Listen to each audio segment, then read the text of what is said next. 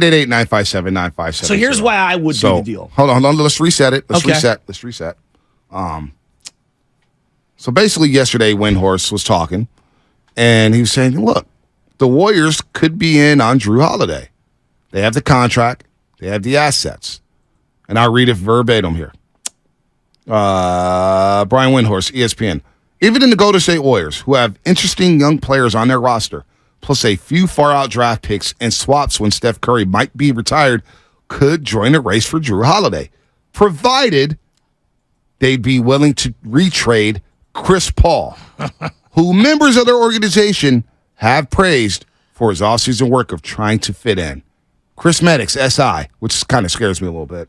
But Chris Maddox, Golden State could quickly become a front-runner for Jrue Holiday. Warriors have the contract, the blue-chip prospects, and the draft capital to get it done. Now, when there's smoke, there's fire. Could the Warriors be in on Jrue Holiday? If we know anything about this organization, they will make a bold deal. And there's been so much talk about whether or not if Chris Paul could accept a bench role. If he'd be willing to come off the bench and take a reduced role. If he'd be willing to sacrifice. Now, I've heard from multiple people when Chris Paul initially got traded to the Golden State Warriors, he wasn't too thrilled about it. He thought maybe he'd get bought out, go to the Clippers, maybe go back to L.A. You know, obviously there's a lot of history between the Warriors and Chris Paul. But he's warmed up to the idea.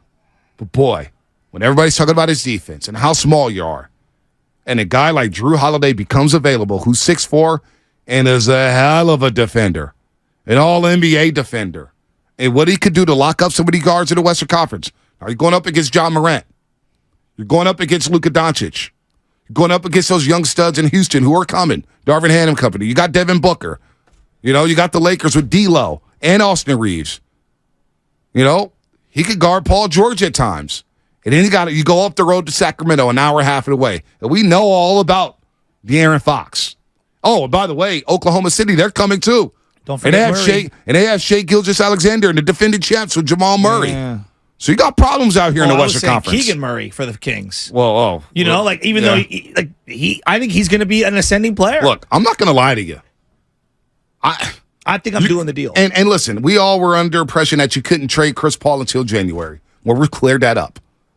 If you sign a player and you trade for a player, you sign him, you can't trade him until January. That's a D'Lo thing. They traded D'Lo in January, they moved off him, or in February, and they got Andrew Wiggins, and the rest is history. It was a very good deal for the Golden State Warriors.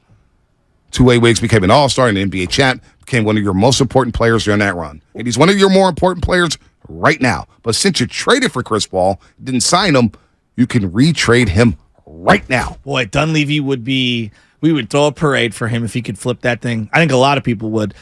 When you think of players that got traded somewhere where you thought they were going to play, only to stay there a very short time and get moved again, even though that wasn't the original idea of the franchise acquiring them, what's the name that comes to mind in sports? What's the name? Mike Piazza. Florida Marlins. You remember that deal? Oh, yes, I do. He wanted a big deal with the Dodgers. Yep. Vin Scully and him got into it. He blasted Vin Scully. They ended up trading him and Todd Zeile for Sheffield, Charles Johnson, and Bobby Bonilla. And he plays 5 games with the Marlins. And then goes to the New York Mets. What about Rasheed Wallace? That's a really Portland good one. Trailblazers. Going to Atlanta. That's a good one. What did he play in Atlanta for, a week? 3 games? A game? Was it 3? 2 games? It might not even have been 3 And games. he got flipped I'm gonna look to Detroit. Yeah, I remember and that. they won a championship. I think there's a lot of Warrior fans who would not mind this deal at all. Like, I disagree with the 925 Comcast Business Text line. He says, stop it, Bonte. CP3 fits this backup role perfectly. He doesn't move the needle like CP3. CP changes franchise. Oh, my God. Well, you haven't been watching Jrue Holiday, who's an NBA champion.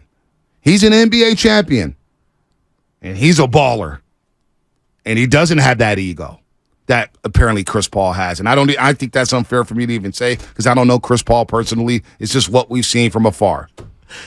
Rasheed Wallace was traded on February 9th, 2004, right before the All-Star game.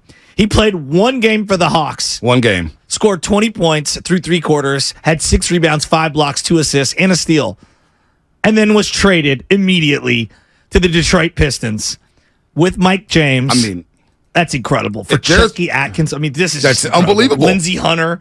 I want to know from Warrior fans because Searle every single day we were just the MCs at the Olympic. We're the MCs at the Olympic Foundation for Fight Night. Yeah, boxing. They raised a lot of money. They raised over $500,000. Really cool. Yeah. Everybody in that building, everybody that I ran to, how's CP3 going to work with the Warriors? It's all they wanted to know. Whenever I go pump gas and I see somebody, what's up with CP3? Is this really going to work? There's a lot of Warrior fans who aren't bought in on this. 888-957-9570. If you were the GM of the Golden State Warriors, and I know you're not, but we're going to play this game anyway. If you're Mike Dunleavy Jr., do you consider a move to go get Jrue Holiday and make Chris Paul the centerpiece of that deal? Do you do that? I'm thinking Jrue Holiday, the more I'm talking about it, the more I'm like, oh my gosh, this is a great fit. What about this? Let me throw a 3-team trade deal at you. What about Chris Paul ending up in Miami? Tyler Hero and something else end up in Portland, and the Warriors get Jrue Holiday, and maybe, just maybe you send GP2 down to Miami and give them some more perimeter defense. He kind of fits their culture. They lost Gabe Vincent. They lost, Max Strus. Him alongside Chris Paul gives him a little defensive deflection. It alleviates some of your guard constipation on the Warriors. Maybe Pajemski goes somewhere. I'm just throwing it out there. Miami is still in the mix to try to trade for someone. 888-957-9570. It's a very, very well-constructed deal, Shasky. I'm all about the 3-team trades. I know you are. And Miami needs a point guard. They do. They're going to be in on Jrue Holiday. Now, Pat Riley may be ticked off if he doesn't get Jrue Holiday at this point after being ticked off about not getting Damian Lillard. But you look at the Western Conference, and there's question marks about, I don't think, here's the deal. Here's the reason why I consider this deal. Because whenever we talk Warriors basketball, we talk about Steph and CP3 being on the floor together. We don't dismiss the fact that offensively they're going to be dynamic. But there's a lot of questions on the defensive end of the floor. Can you play 2 smart guards like that defensively late in games against some of these Western Conference teams? It's the biggest question mark I have. Does that even come to your mind if Jrue Holiday's on this team? No. Do you even 1 second say, boy, I don't think Steph and Jrue could play together? But I don't think, yeah, it's too small. You don't think about that one time. No, and if you have some sort of combination of Draymond, Wiggins, and Jrue Holiday, think about how you are defensively versus the rest of the West. Who is matching up with you defensively? With Wiggins, and Dre? I don't know. B? Now, I keep thinking about Phoenix. I keep thinking about Denver. I keep thinking about how we're going to match up against those kinds of teams. How you're going to match up. I feel like Luka, they're going to be better than what they were last year. The Clippers, all these teams have wing players that are dynamic. If you don't have a defensive stopper on the wing and multiple defensive stoppers out on the wing, you're in trouble. And I look at GP2 is an excellent player for this team. Jrue does more. Wow. Again, Jrue Holiday, Nick Avila, our boy from NBC, just tweeted at us. Not even a question. Of course you'll make a trade. You trade Chris Paul for Jrue Holiday right now. You don't even think twice about it. It feels like the perfect fit. It does. It really does. Now, this came out of nowhere. I was knocked out. He's a lunch pail guy. He fits right in with this team. As a role player, he is perfect. He's about winning right now. Family man. All about the game. Jrue Holiday would be perfect. All right, let's go to the lines. Kuminga. I want to hear from Warrior fans right now about this, right now, because it is possible to retrade Chris Paul. And what if the Warriors have been talking to Chris Paul saying, yeah, you know what? It's going to be tougher than we thought. Let's go to Tim in Raleigh, North Carolina. Tim, long time no talk. Tim? It must be basketball season. Tim Dog? It gotta be basketball. Come on, man. I'm with Shasky 100%, man. Who's scoring on GP, Wiggins, Kuminga, Dre, and Jrue Holiday on the floor? Gosh. They D'ing up everything and switching everything, no question. And the same thing CP could do for Kuminga on the offensive end, Jrue could do. Honestly, this is like a next level move, almost a no-brainer. And I think people slipping on it. Kuminga really takes that next step and gets you to 14 to 18 points a game, man. You have done something. The guy was already averaging 10 on 38% shooting from the 3 when the coach was barely running him out there in his head the whole damn time. You telling me he can't get to 15 to 18 this year? I mean, man, this could be something. So I'm all in. I'm just like Shasky. I'm not losing Kuminga though. Yeah, I can't lose Kuminga. That's the only stipulation. I can't lose Kuminga. No, That's my only stipulation. I had to hold on to him. But would it really stop you from doing a deal for Jrue? Yes, I'll just give him more firsts.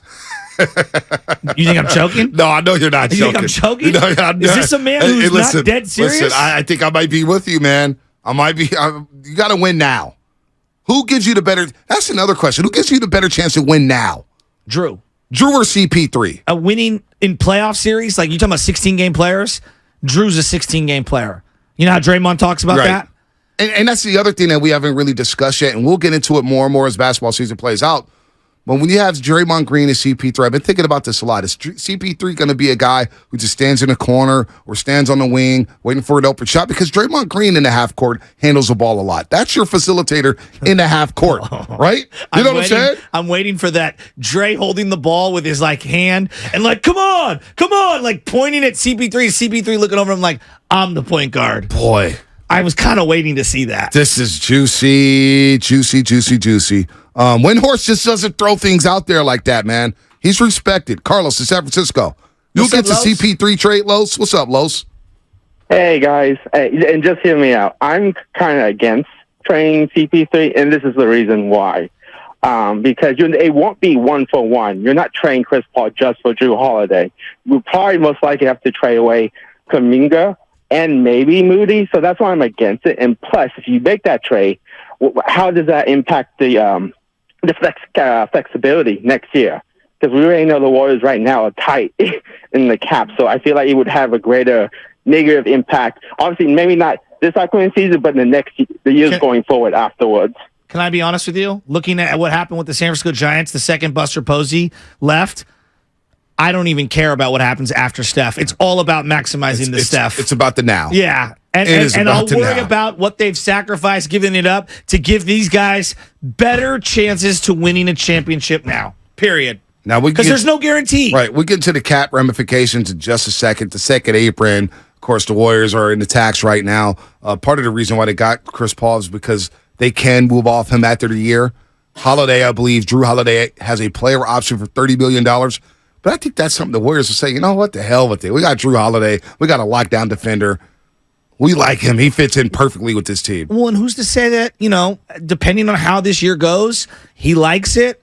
He slices a little off that, and it turns into a 2-year deal or something like that. Like, I don't know. Like, we thought Draymond was going to get, 35? And what did he end up getting? Yeah, 23, 25, 27. It's not bad. Not bad at all. It's not bad. Let's go to Dino in the city. Big Dino. What's happening, Dino? Hey, what's happening, guys? Thanks for taking the call. Hey, I am 100% all in. Let's get rid of CP0 for Jrue. I think they.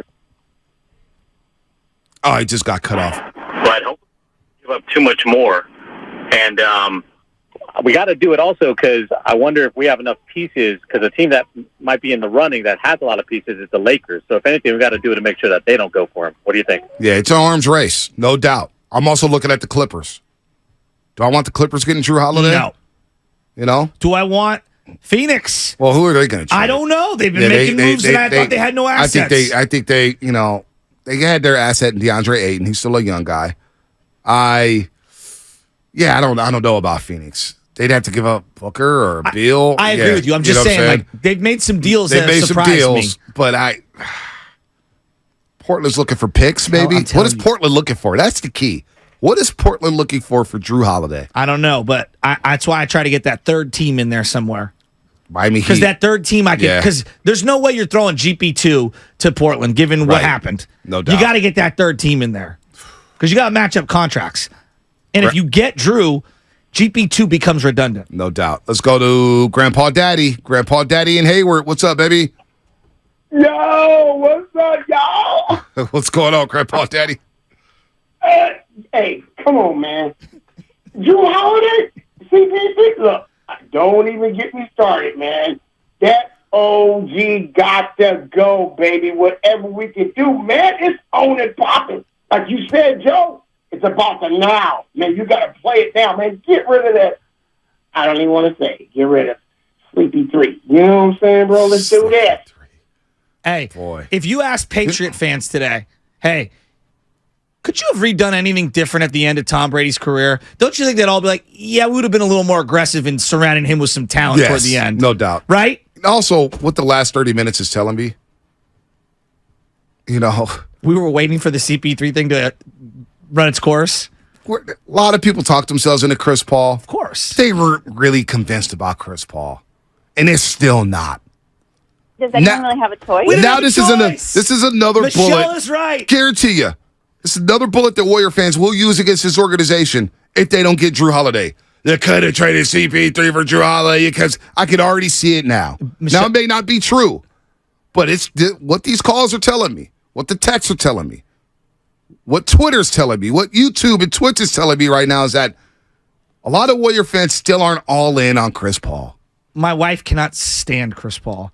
She calls him the flopping baby because all he does is flop around and scream and yell at officials. She can't stand him. And I kept saying, we're excited for CP3. She's like, I'm not. I don't like him. She also didn't like Durant. So, she loved that Draymond punked Durant. It's like one of her favorite moments. Well, she loves Draymond. She's a Draymond fan. I'm going to have to disagree with Michelle on that one because she thinks the Warriors are soft at times and Draymond brings the edge. Well, Kevin Durant helped you win 2 championships. No, I agree with you. You know what I'm saying? Just giving you one Warrior fan's perspective. Yeah, I'm going to tell Michelle I love you, but you're wrong about that one. That was not right from Draymond Green. It was not right. She excuses bad behavior. That's why she's married to me. Wow. So, by the way, so we're talking about the hypothetical of trading for Chris Paul only for him to never suit up for that team. Awesome. Bay Area franchise in the past has also traded for a future Hall of Famer only for that player not to play for that team in that regular season. Hope your birthday is booming. That's right. oh my God. I thought you were going to go Randy Moss. I was like, Randy played well at times. He just wouldn't run routes on the infield dirt. He told people, I don't run routes on the infield dirt. That 18 looks so sick. But you know what he said? Yeah, I don't do that on the infield dirt.